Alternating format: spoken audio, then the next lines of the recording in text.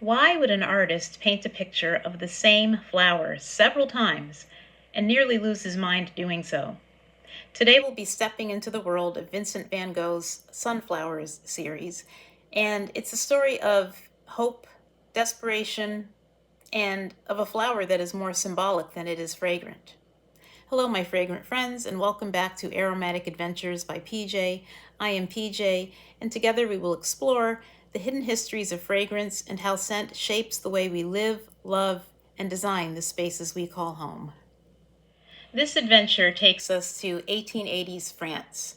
Dutch painter Vincent van Gogh, or actually Van Gogh, was going between Antwerp to Paris to Provence, and he had a dream.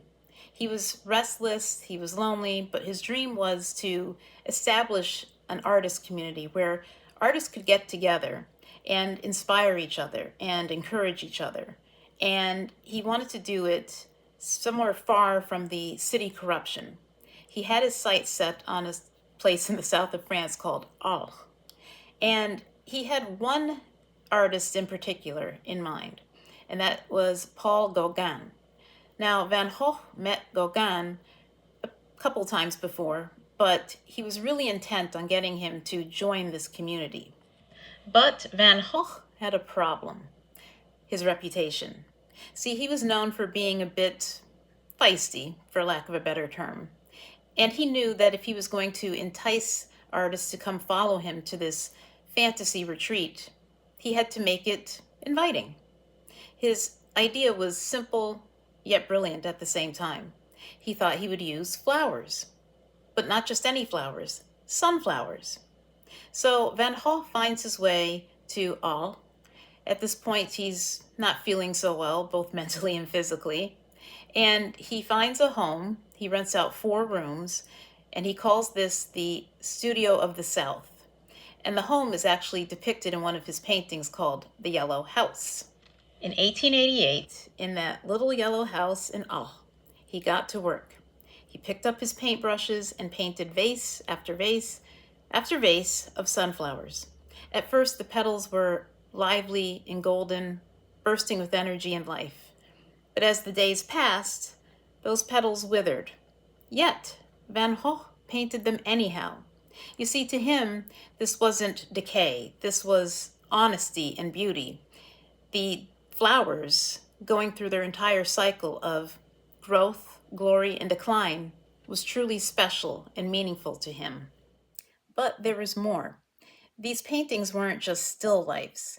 No, they were sort of a beacon that he wanted Gauguin to come and stay with him. And he envisioned friendship, collaboration, maybe a few glasses of absinthe.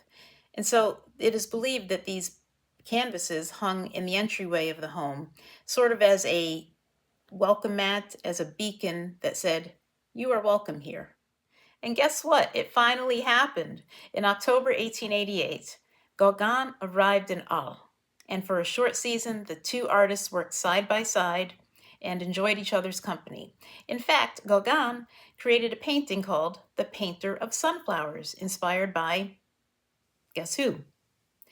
But unfortunately, tempers flared and paradise was short-lived. You see, Gauguin thought he was being exploited in some way by Van Gogh's brother Theo. And Van Gogh thought that Gauguin was not taking him seriously. He felt that he was being arrogant towards him. Well, tensions flared, and Gauguin left. The sunflowers stayed on the wall, but Gauguin went somewhere else. And then Van Gogh's health deteriorated, and he sank into some depression, and then that infamous incident with the ear happened. Yeah. Yet even after the despair, the sunflowers lived on. And in fact, the sunflower became one of the signatures of sorts of Van Gogh. They were bold, bright, a little imperfect, yet they symbolized resilience. And Van Gogh liked the color yellow. To him, it symbolized hope and light. He once wrote, "The sunflower is mine, in a way." And he was right. No artist before him had ever truly captured sunflowers, almost in a human form. They were alive. Today, sunflowers kind of carry Van Gogh's legacy forward. That beauty doesn't have to be perfect, that light can shine through even in despair. And I think that's one of the reasons why we gravitate towards sunflowers. They give us a sense of hope, and especially as we go from transitioning from summer into fall, you still want to bring that hope with you, that even as the days get darker, there's still a light at the end of the tunnel. There's still something to look forward to. And that's why we see sunflowers in fall blooms or harvest wreaths. It's part of that Van Gogh legacy.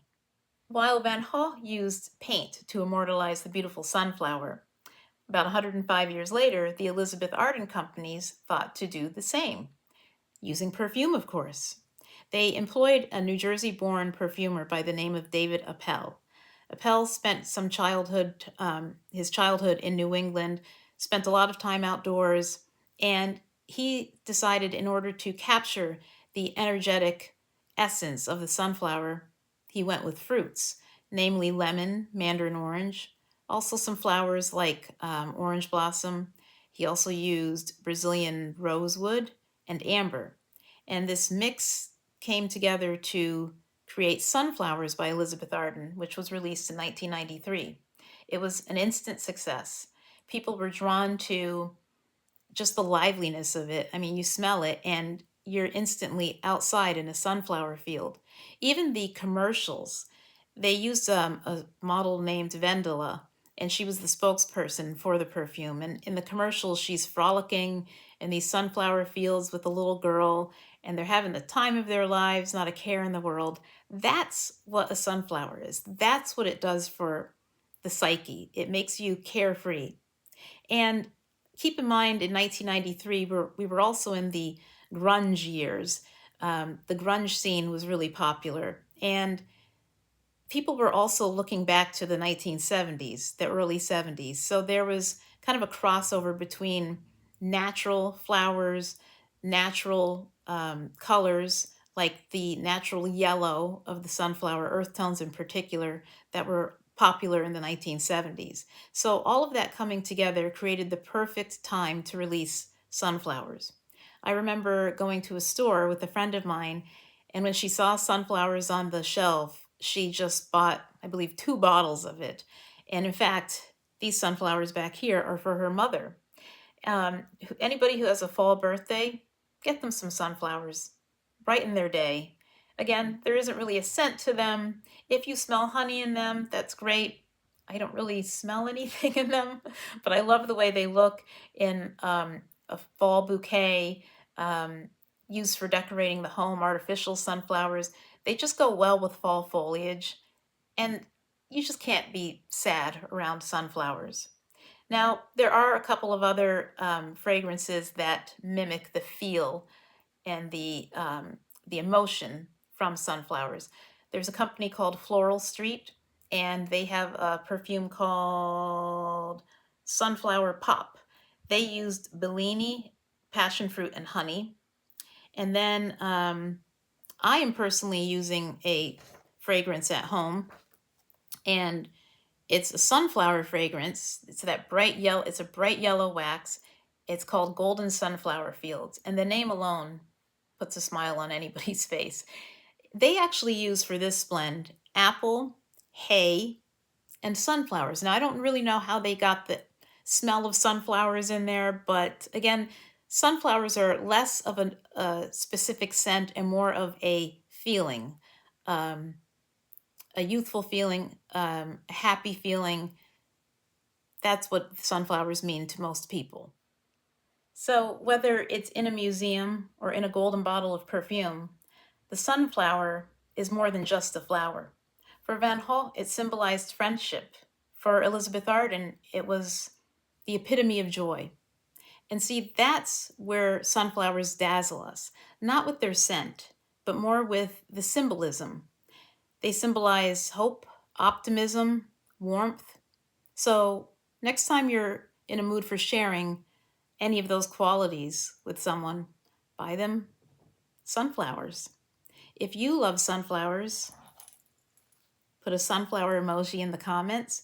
And if you love collecting or designing your home with sunflowers or sunflower-inspired scents, please check out my links in the description. Thank you for joining me on this aromatic adventure. Thanks. Bye for now.